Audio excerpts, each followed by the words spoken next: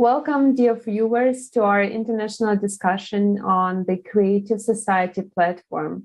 And before we introduce our special guests, we would like to announce a very important and truly historical event that you cannot miss. Yes, unprecedented event will take place on May 7th. The International Online Forum Global Crisis. We are people, we want to live. Volunteers and specialists from all over the world are going to voice the truth about the current state of affairs in the world, how extreme climatic events are happening and growing in numbers and severity. Every month and every week, a new anti-record is being broken. Where does it all lead, and how to avoid the worst? All answers will be given on May 7th, so please join us online and let everyone know on your social media. The more people know about it, the better it is for all of us, for all of our humanity, because only together we can make a change, do the right choices, and make a real difference. Yes, indeed. And participants of Creative Society project, people from 180 countries of the world, are preparing now to this significant event. And since it will be translated into more than 100 languages, we are looking for interpreters in all the languages, including the minority and regional languages. Please contact us on info@creativesociety.com. And if you would like to be an info and media partner of this significant forum, please contact us as well.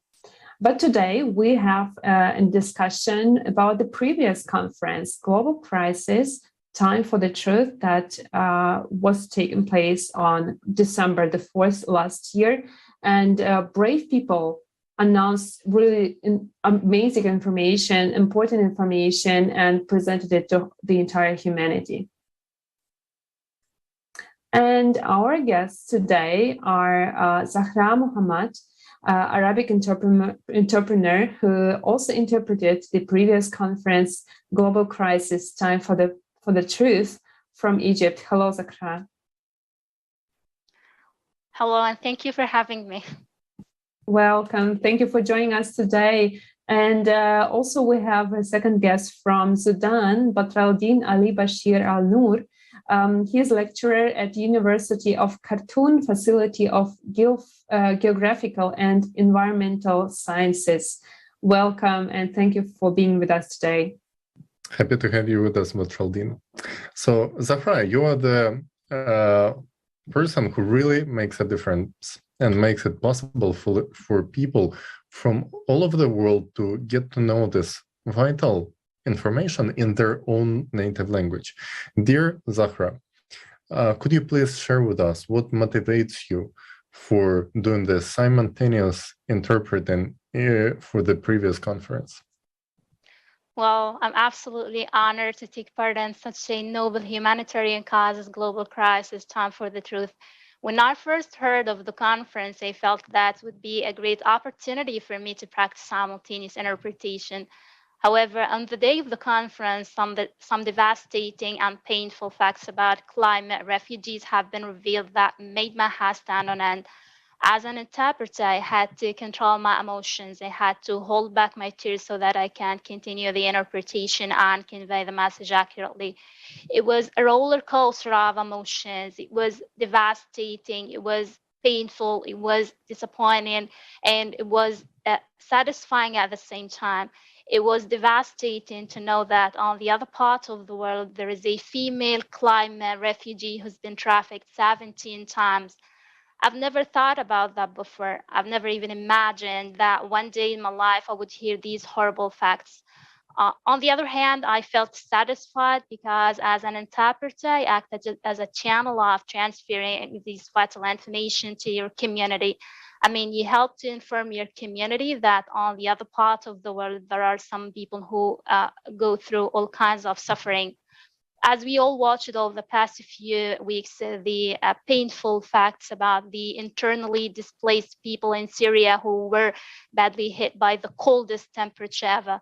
sub-zero temperature. Snow covered the camps that hosted these families, and children were without their winter clothes in the middle of the storm. Their situation is worse than ever. They already have their suffering, and climate change puts an extra burden on these communities. In creative society, we are all united in one goal, which is the value of human life. So creative society invites all people from all walks of life to join and participate in the upcoming forum in May to help raise the awareness about the impending threats of climate change. Our collaboration and solidarity are more important than ever. We need to act together to alleviate the suffering of millions of people around the world and to preserve their dignity. And here I'd like to say that there is nothing more important and there's nothing more impressive than giving back to your community in times of crises. And here I would like to recall Martin Luther King, who once said that not everyone can be famous, but everyone can be great, because greatness is determined by service. You only need a heart full of grace and a soul generated by love. So I'm super excited that I'm a member of a group of people who unite together for the best advantage of humanity. Creative society inspired me. It was an eye-opener and a life-changing experience. Thank you. Sarah, thank you very much. And indeed, we live in the times of great challenges, but this is the time, exactly this time, for the heroes, for great people such as you and all the people who participated in the preparation of the previous conference, to our amazing entrepreneurs who made it possible to convey this valuable information to informing people across the globe about these important issues in Arabic language. And thank you very much for this indeed heroic action. It's such a pleasure to see you not behind the screen, but just to see you here in front of our eyes, because you are the people who make it possible. And Badruddin took as well part in this event, in the conference Global Crisis, Time for the Truth, as an eyewitness. And Badruddin shared what he observed in his home country, what is he observing now, and how climate is affecting, indeed, people's life already. So, Badruddin, I would like to ask you, what does it mean to you to be a part of the Worldwide Initiative Creative Society, to be a part of the international conference? In this essential event. Really, I am from Sudan, and I would like to also highlight some issues regarding climate change and how the climate change also affects our people's livelihoods, particularly in rural areas where people depend or construct their livelihoods from the economy, from the environment, and how they are affected by the impact of the climate change. And it's really it's high time to notice that the people of Sudan are suffering from the climate change impact in several parts of the country, particularly those who are practicing agriculture, and also people who are caring about the livestock. They are really suffer from the impact of the climate change, and we can see this. We can see some witnesses of the impact of climate change, the forced migrations that we have in our country. So many people flee to the capital, Khartoum, from different parts of the country. According to latest data from, for instance, the UNHCR in Sudan, and also IOM, International Organization of Migration, they reported that there is 3 million IDPs who flee from different parts of the country to the main cities in Sudan due to drought, due to fluctuations also in rainfall, and also due to scarcity of the natural resources in their place of origins. So climate really has a huge impact on the eastern and also western part of the country. And these incidents, we could feel it even in our livelihoods. So as I have been mentioned in the last conference, the flood in the White Nile state in the Jabalain area also affects people everyday life, and also they experience this climate impact differently. And they have their own coping mechanism or strategies to cope with climate change. But we need more collaborations and global efforts just to combat this issue. And it's really a global issue. We can all just do a good things in order to reduce the impact of climate change, particularly for those who are in middle and low-income countries, because they are most of the people who are suffering from the climate change. And meanwhile, they are producing less energy, and also their manufacture is not like the developed country. So the creative society also empower us, the people who from a developing country, just to speak out, and also to be a voiceless people, to speak about the international crisis such as climate change, and how climate change impacts, or how climate change affects our life and our community's life as well. So it was really great an opportunity for me as from Sudan just to participate in the international conference, and particularly the Time for the Truth, because I live in areas where people lost their cattle and lost their lands, and also there were a massive conflict due to scarcity over the natural resources. So they tried to survive, but the natural resources decline gradually according to many factors. And one of these factors are the climate change.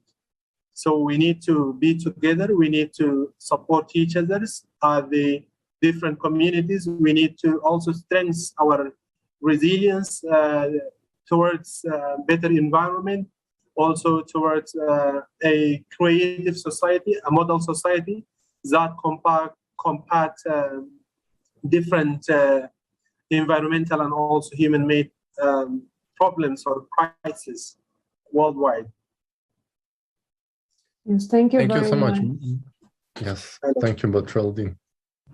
Yes, I would like just to add 2 words, if I may, because you mentioned about the less developed countries, but our experience and connecting to people across the world, what we see, that climate doesn't choose which country to hit next. It doesn't know any borders. That it doesn't matter how economically developed the country is, because we are equally unprepared to what is happening right now. Yeah, of course. Yes. Because we live in consumer society. This is the society that differentiate more or less, bigger or smaller, but we are equally unprepared. Yeah, and also the uneven distribution of the wealth also make people dispute and conflict over the scarcity of the natural resources. And for that reason, they try, most of the people, for instance, in eastern part of the country, their lands also has been grabbed from the foreigners, investors. And also this is another issue that led them to involve in a massive conflict, tribal conflict, intertribal conflict, and all of these issues connected to the investment or foreigners' investment in their lands. And they didn't care even about the environment and how their activities affect the natural environment and also affect the indigenous people. And no one cared about their rights, just to see this issue and how they could also trying to explain the huge impact on their communities. And we know some developmental projects in the country also affect people's lives, and they lose their health. And there is a lot of issues can be also mentioned here in this conference. And just to add to that, Bertraldine, that seeing you as an eyewitness and seeing people from other, even countries which we consider developed countries, we see that everyone is equal in face of the cataclysm, because people are equally unprepared to see the houses being destroyed, the catastrophes taking away people's lives in every country in the world. It doesn't matter how developed the economical level or how wealthy the person is. There is no bunker and no house that can be so-called cataclysm proof in this case. And there is one video which I would like us all to watch right now, which illustrates what kind of things we're dealing with right now and what's going to be even more escalated in the future. Please, let's watch this video.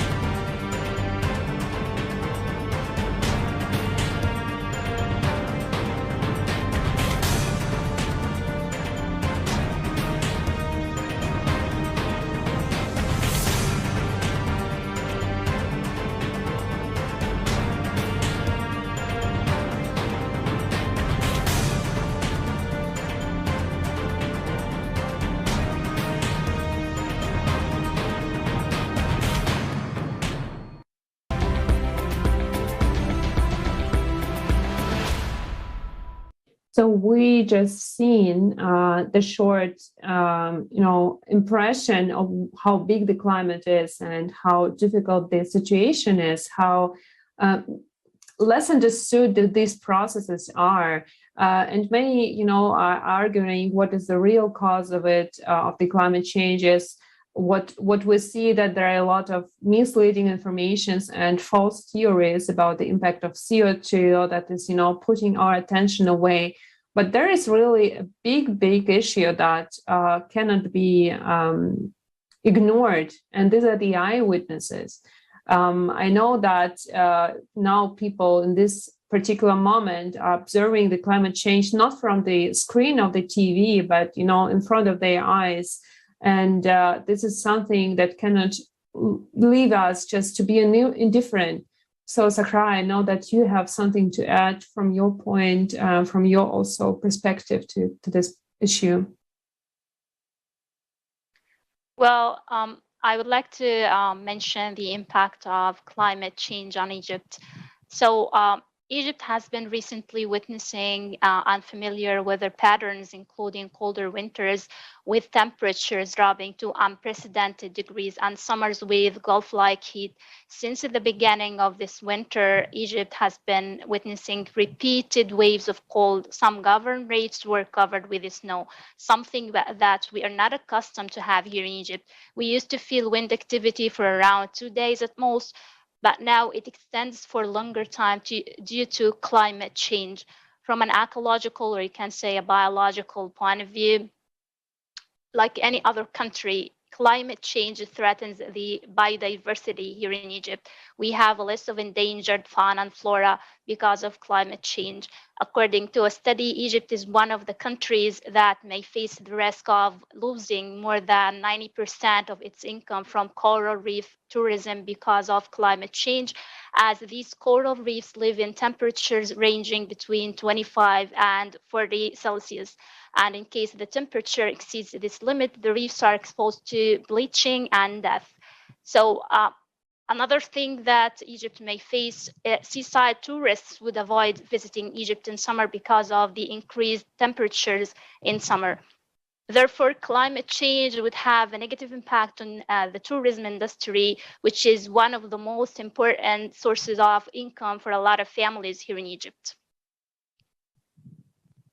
And I think, thank you very much. Thank you very much for this information. And from your first account opinion, I think there are much more consequences and much more unpredicted, chains of events that these all cataclysms will bring with them to each country.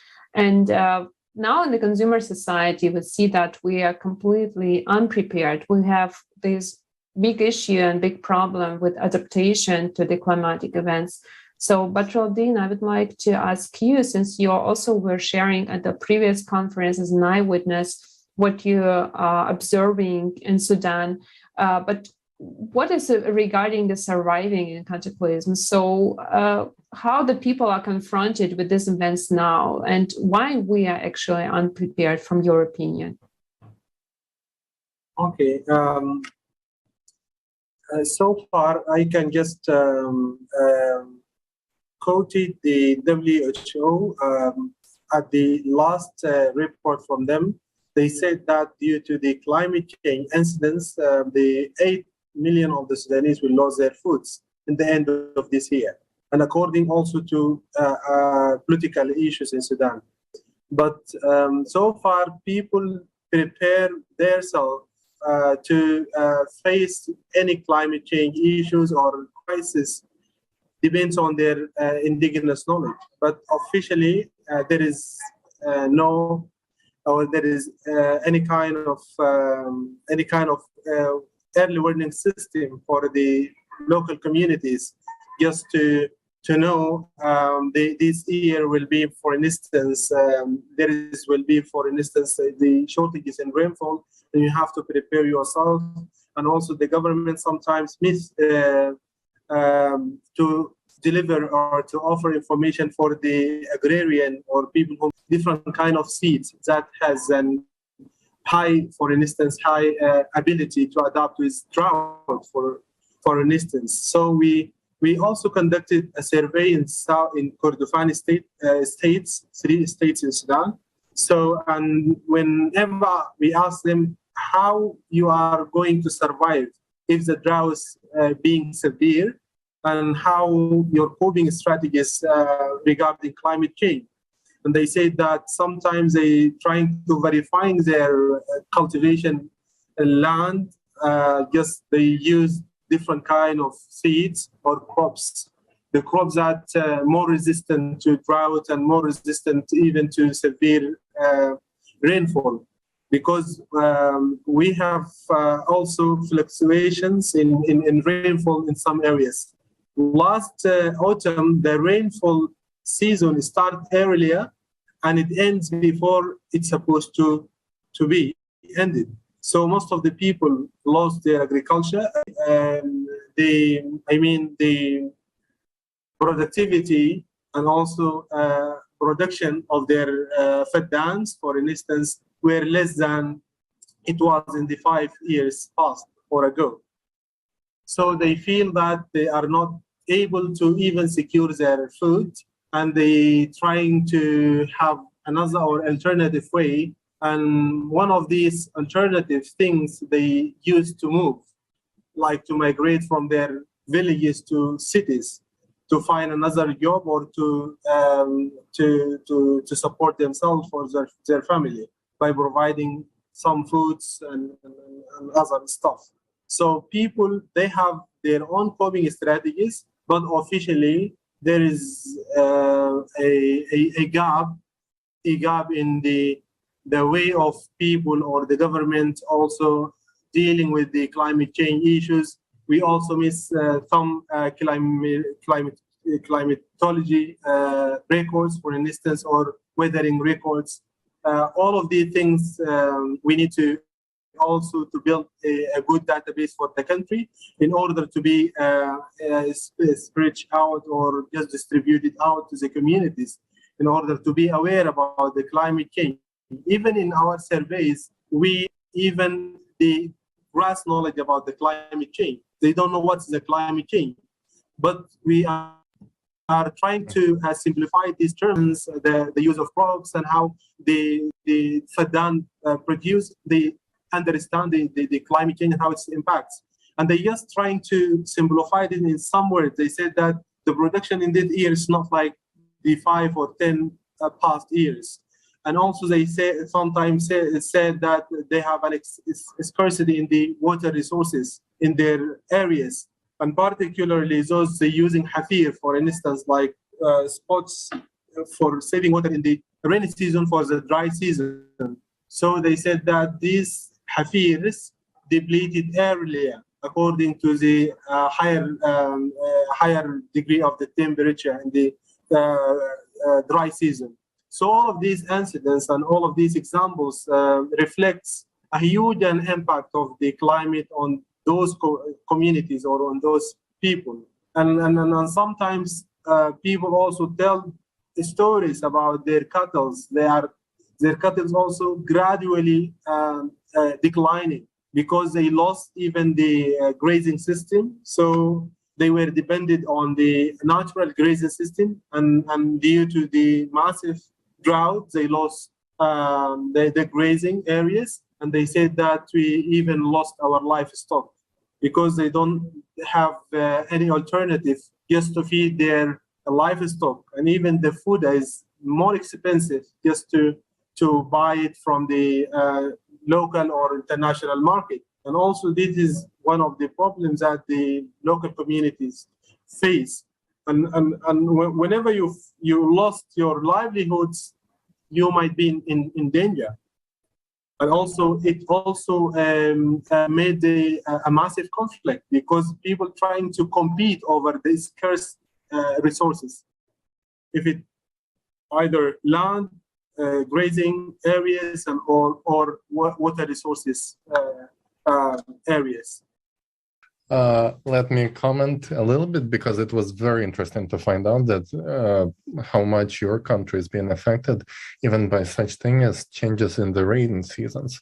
And what we just saw this year, what was terrifying and should be all over the planet, the main news that in the South Pole, we have 40 degrees Celsius above normal. And North Pole, we have 30 degrees above Celsius, which means that all the models of predicting how the weather behaves are not working anymore.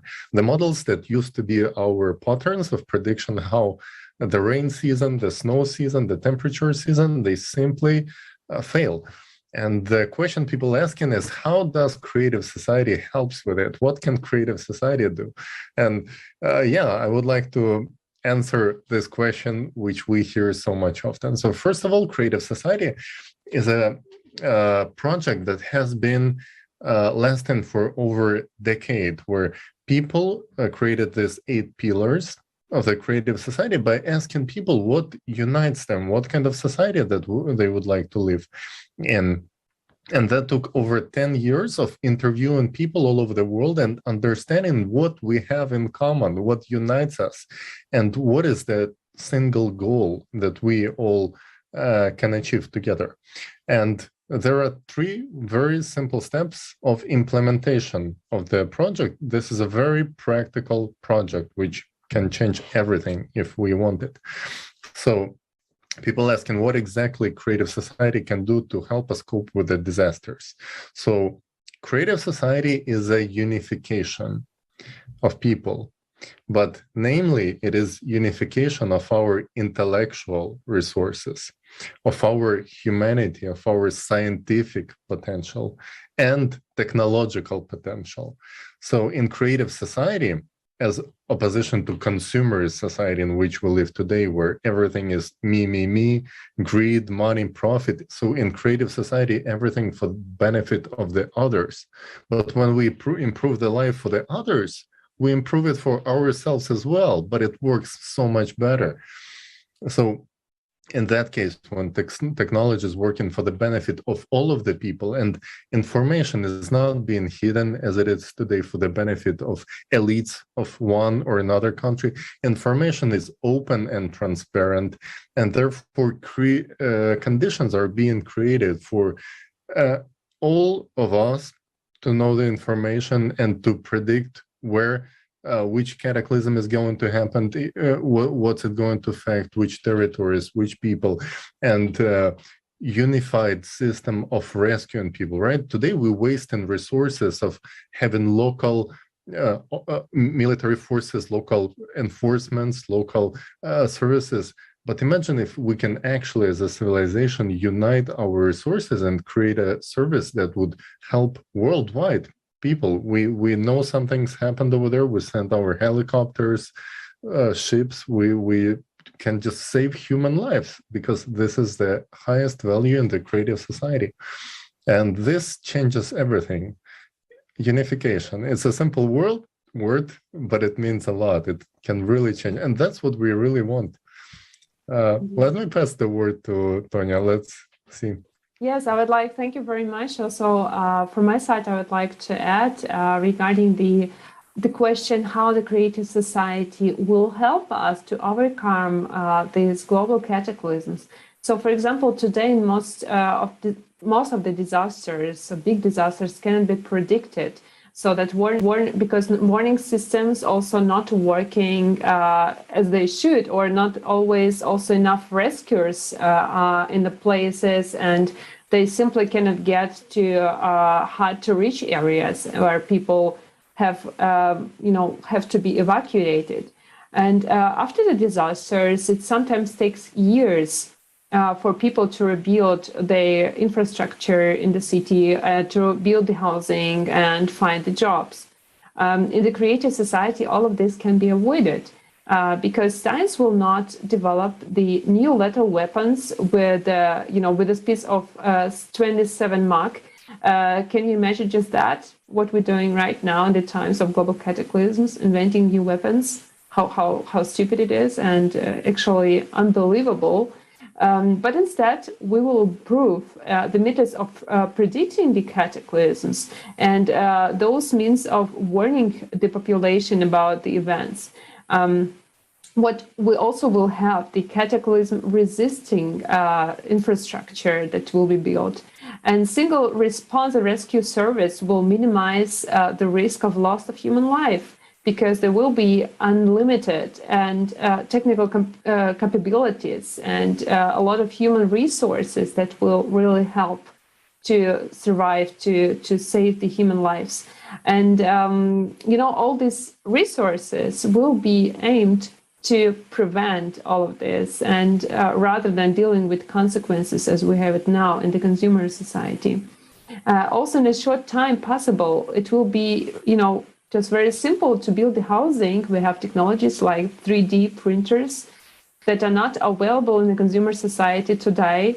So instead of it, we have shelters that are not cold resistant, and people are like freezing to death. That we saw it in Syria this year. So we have all the technologies to deal with it. We just need the right conditions, and this is actually where we as people, we as majority come into this game to say, hey guys, we are not okay with it. We really want solutions. And, this beginning with the step of information. So you can learn more on the website creativesociety.com about the steps. So we are now already on the first step, and how quickly we will come to the concrete solutions that will be really visible and rescuing the human lives. This is up to us. So let's do it together, and please join the project. Thank you, Tony. And let me ask my next question to Zahra. What, in your opinion, would be such an option for humanity in the face of global threats of climate disasters? What do you think we should do as a humanity to actually overcome these challenges? Well, thank you for giving me the floor one more time.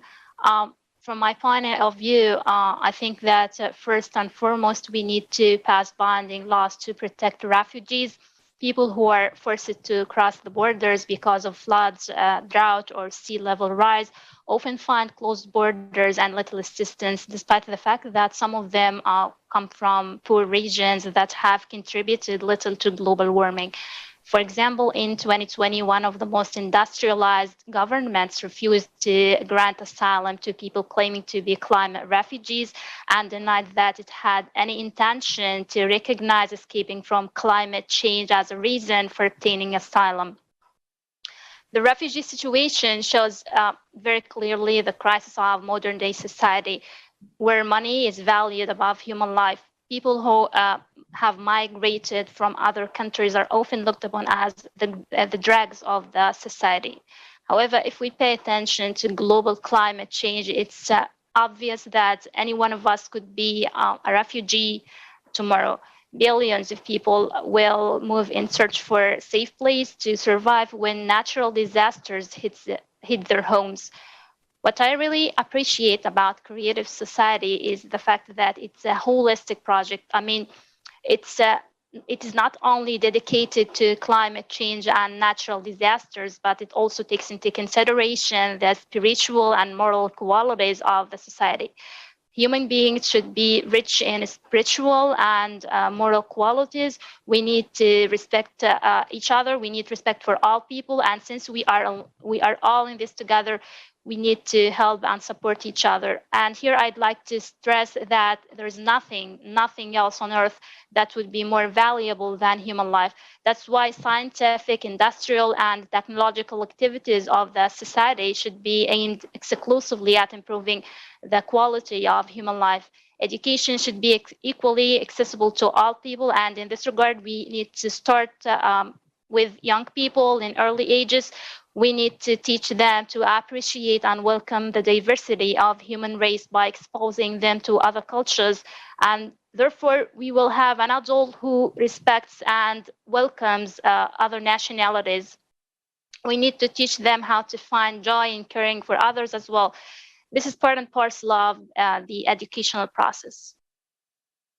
I couldn't agree more, because this is indeed the holistic view on how many challenges we will just put out of the table, because we will, deal with the root of the problem, not with the consequence. And we have today indeed the numbers of crisis. It is geopolitical crisis, economical crisis, the crisis of humanity, actually, and the climate crisis. So they are all, the challenges that we have today. We need one big solution, the global one. And today we have indeed enough resources, but what we are observing, they're just not good distributed. They just put out of the place. And we would like also to ask Badruddin, that I know that you have also personal experience with this issue. And I would like also to have your opinion on how it will look differently in the creative society, how we will treat these problems in creative society, from your opinion. Well, thank you also so much for writing these important questions. We are really in the world of even uneven distributed of the resources. And also we just to come up with the creative solutions, and it is better first to formulate, for instance, a brief policy regarding countries. Then we have to unify this brief policy regarding those prices in order to be just one policy for the globe. And this also, it consider different a cultural, it could be like a policy which is sensitive sensitive to cultural diversity, sensitive to different governmental systems, sensitive to our communities as well. So to come up with this policy, we need more effort from the creative society, first to share a different, for instance, different experience of the globe and how we could overcome with one policy for the whole globe. And maybe the educational system for all and the equal educational system for all will be also one of the solutions for different countries, and the raising the awareness about the climate change and the climate issues globally. Secondly, I think that if we have a policy that more flexible and also it could be accessible for the globe population, it also could enhance our capability as communities to combat this crisis, if it be like human crisis, economical crisis, or climate change crisis. So we need to know first the cause, the causative or the causality of the climate change globally, and who contributes on this issue, and who consume the impact of the climate change, and how we could come up with the policies that make a balance, for instance, or it didn't forget anyone behind this policy. It could also solve everyone interest or international community or global community interest, not just focusing on, for instance, a developed country, or not just focus on developing country as well. It could be for the globe, and this is also, it might be a very challenges for the creative society, because it could face a lot of political issues to formulate this kind of policy, because it might not be also trusted by governments. It might not be trusted by communities. So we need also to have a background about this policy, and also background about global crisis and global issues that affect people's lives. Then after that, we could also consult local communities about their own knowledge, their own understanding about those issues. Then we could come up with unified solutions to solve the global problems. Yes, Batraldin, very good point. And for those who think that, providing education for everyone in the world on a good quality level would be too difficult or complicated, I would like to remind that according to the United Nations studies, it would take 3 days of military budget of our world to provide free, high-quality education for every child, every person of school age in the world. 3 days. But somehow our elites find it difficult. But they find it not difficult to raise the military budget each year to provide more weapons against us, ordinary civilians from one country or another. Maybe it tells something about what they're really looking for and what they are not looking for to provide educated people around the globe. And I would like to also remind to all our viewers that right now, in this very point of our civilization that we live, this is the best time to make a change, because right now we still have all our resources better than at any point before. We have technologies that we never had before. We really have everything to provide the best care of our future for our children, for ourselves, and invest these resources into building amazing world, paradise on earth. But as we look further, if we don't do nothing, look at the growing cataclysms, at the ratios. Just look outside the window, outside your doorstep, and you will see that it is difficult to plan anything if we don't change the core, if we don't change our goal, because our future is really not defined, and our savings are daily eaten by inflation. So we think we spend something for tomorrow, but tomorrow our money cannot buy us the same what they could buy yesterday.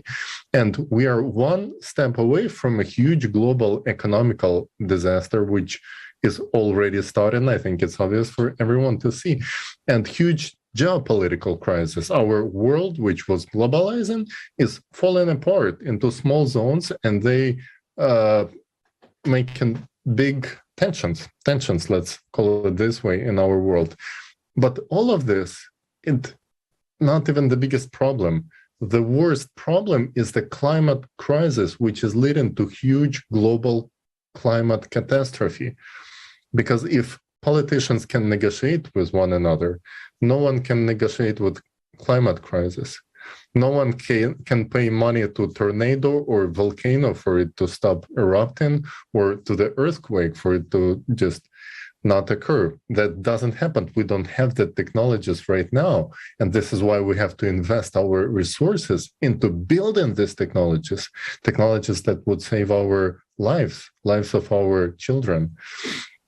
And the most important investment that any of us can do is the investment into building the creative society where human life is on the first place, in which there will be no crisis or other shocks, because people will be protected and have the feeling of confidence in tomorrow.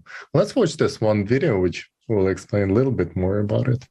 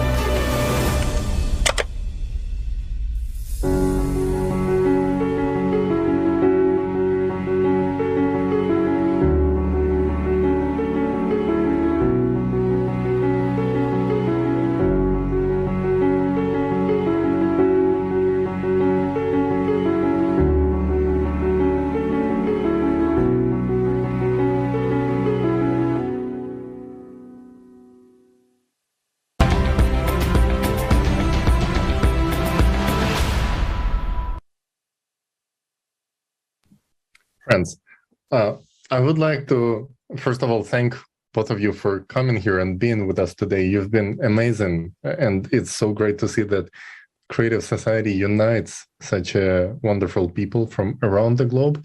And I would like to let each one of you to say some final words and let us know what would you think should be the message that we leave to our generation, and why it is so important right now for everyone to understand the real causes of the climate change and to unite in one solution, building the society in which human life is on the first place, the really prosperous, safe, creative society for each one of us to live in.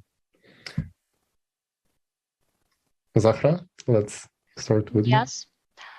Yes, as I previously mentioned, that we need to act together, we need to collaborate, we need to unite together for the sake of humanity. Climate change is we are all in this together. Climate change will not discriminate. So we need to spread information about the climatic disasters. We need to unite and collaborate together for the best advantage of humanity. Thank you very much. So, Badreddin, would you like to add something from your point, the message to other people? Okay, really, we need to be more collaborative in terms of climate change and global issues. As we know, we are more connected than it was before. The world become more connected than it was before. Even if there is a crisis in any part of the world, we also witnessed and also feel it here in the global south of the world. So we need to be more resilient to those issues. We need to just unite it. We need to help each other. We need to collaborate in order to combat the global issues in the world. And we need to live in the world that is more stable and more productive, and also more even ambitious for our future generation. And also we need to let people know our efforts just to combat the crisis, natural crisis, and also human-made crisis. Just be together, made an effort, feel these issues by yourself, also and by your family. Because if you are not affected now, you might be affected in the future, or your children might be affected in the future. So do it now before the time is just come. And thank you so much. Thank you, dear Zahra. Thank you, Badreddin, and all people who wish this international discussion. Thank you for your contribution to our big initiative, Creative Society, to our future. Because today, indeed, we have the last war of humanity, and this is the war against the climate. And this is the highest time to mobilize all of our potential, all of our resources to find together the solution. And this is up to us. So in the climate disaster, there is no foreigners. There is the next person next to you is the one that your life can depend on. So that is our task today, to inform our next ones, our colleagues, friends, relatives, and people that we might don't know, but we are all connected. So this our big step towards the solution starts with the information. So please share this international discussion, share the information about Creative Society, and join this project. Together we can find the solution, and we are able of impossible today. Thank you. Yes, and then less than a month, we're going to have this very important strategic step for all of the mankind, the forum, International Forum, Global Crisis, we, the people, we want to live. And we invite everyone. Do not be indifferent, because this is your future too. And it's your choice to decide the fate of entire civilization. So join, spread the word, and join the ranks of true heroes of the modern day. As Zahra in the very beginning quoted Martin Luther King, أن تكونوا everyone can رائعين، be great. وهذا أفضل شيء And يمكن this is فعله the best thing each one of us can do. من كل واحد منا. Little step خطوة to save the صغيرة mankind, لإنقاذ the البشرية. humankind. لذلك سنلتقي بكم في المناقشة الدولية قادمة. شكرا لكم جميعا على وجودكم معنا. شكرا لك. شكرا لك. كان من دواعي سوري.